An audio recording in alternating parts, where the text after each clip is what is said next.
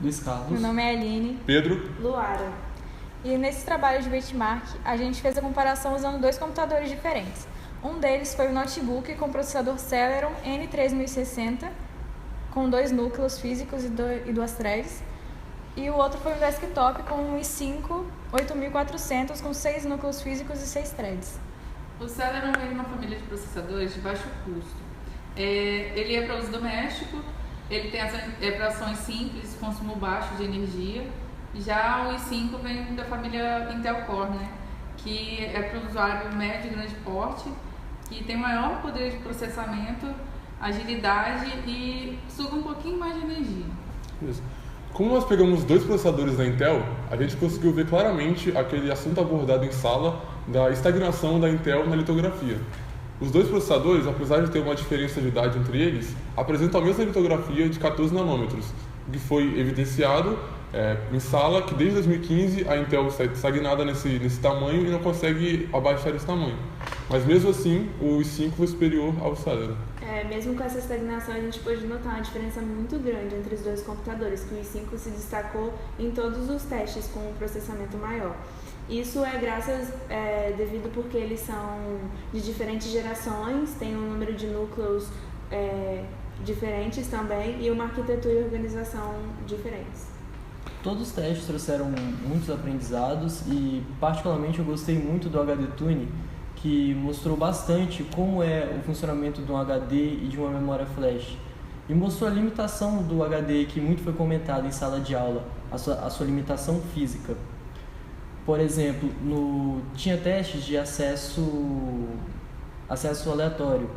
E mostrou o que o professor disse em sala de aula, que o HD não é bom em acesso aleatório, porque ele tem aquela limitação de ter que mexer o braço e, no caso, também a cabeça de leitura e de escrita, então ele não seria bom para acesso aleatório, porque ele teria que ficar mexendo toda vez o braço para conseguir ler os endereços. Mas ele se mostrou bom em acesso sequencial, que é basicamente, né, posicionar a cabeça de leitura em cima de uma trilha e o dado vai passando. E no caso a memória flash é justamente o contrário, ela é boa em acesso aleatório, porque é simplesmente acessar um endereço, mas em acesso sequencial não. E também mostrou bastante a diferença da velocidade de leitura na borda do disco e no centro do disco. Uma coisa interessante que eu achei dentre todos os testes foi que a gente utiliza diariamente o WinRAR ou o SetZip para compactar e descompactar arquivos. E com esse trabalho a gente conseguiu ver que eles não têm só essa função. Eles podem também medir o desempenho do computador, medir a velocidade desse processo que ele faz. Isso. A gente descobriu softwares que a gente nunca tinha essa noção, que o WinRAR, por exemplo, descompactar, né? Esse teste fez a gente perceber que ele não é só isso, tem todo um processo por trás disso, mede a velocidade em kbytes por segundo, dessa compressão e descompressão de arquivos. E a gente não sabia usar a ferramenta. Isso, a gente não sabia que essa ferramenta toda, existia. Né?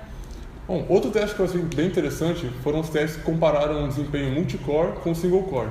Que nesse teste a gente consegue ver claramente a lei de Amdahl aplicada, pois em testes que tem mais código paralelizado, a gente consegue ver que o i5 leva grande vantagem porque ele apresenta um número de núcleos maior. Com esse número de núcleos, esse código aproveita desse número de núcleos maior, então o resultado consegue ser bem elevado em relação ao single core. Já em outros testes, essa diferença não é tão grande, pois esse teste provavelmente usa um código que não se aproveita tanto dessa capacidade elevada de núcleos do i5. Então o resultado é mais parecido do single core com o multicore. Testes como o V-Ray e o Cinebench, a gente pôde ver matérias que a gente aprendeu na aula sendo aplicadas, como a previsão de desvio e a execução especulativa também, porque durante a renderização os quadradinhos iam completando as imagens e no final da renderização os quadradinhos iam mais rápidos, devido a essas técnicas que antecipavam as instruções, aumentando o fluxo do pipeline. E dava para ver a paralisação também, porque quando a gente executava o teste como se fosse single core, ele só tinha um quadradinho renderizando uma parte da imagem.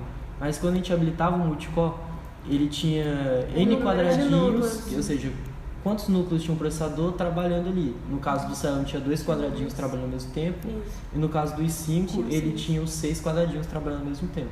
No caso do Handbrake, que é aquele que compacta a imagem, ou o vídeo, eu achei interessante, assim, pra minha vida, porque eu posso pegar um vídeo, às vezes, que tá numa qualidade muito alta e uma resolução muito alta e diminuir.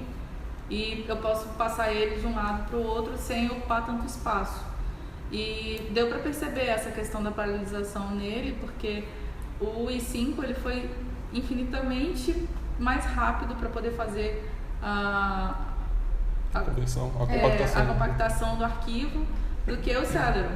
Foi notável, assim. Outro teste que a gente conseguiu ver também bastante a diferença entre ver esse avanço na tecnologia é o teste do IDA 64, em que a gente consegue ver a diferença entre a latência da memória principal com as memórias cache que foram implementadas para diminuir essa latência, esse gargalo que é o barramento CPU-RAM. A CPU com a RAM tinha uma latência bem elevada em relação ao cache, o que demorava um tempo de acesso enquanto você vai pedir uma instrução até essa instrução chegar de fato à CPU. Então foram implementadas memórias caches que tinham a finalidade de diminuir essa latência, Agilizar o processo. Agilizar o processo de pegar essa instrução ou esse dado para ser processado na CPU.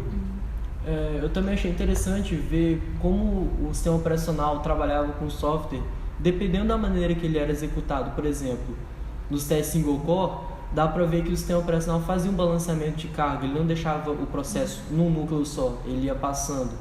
E no multicore, ele dava para ver todos os núcleos trabalhando nesse tempo, né? Dava para ver, no caso, no HW Monitor e no próprio gerenciador de tarefas do Windows, que o uso de todas as CPUs meio que se igualava. E eu achei muito interessante isso. A importância desse trabalho, no final de tudo, é tirar tudo que a gente viu em sala de aula e ver como é que funciona na prática. A gente viu todas as teorias, a gente viu em testes, e a gente conseguiu ver como é que é tudo isso sendo aplicado na nossa frente.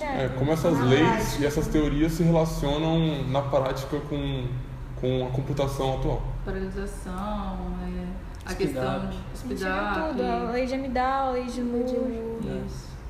É isso aí. Isso. Dale.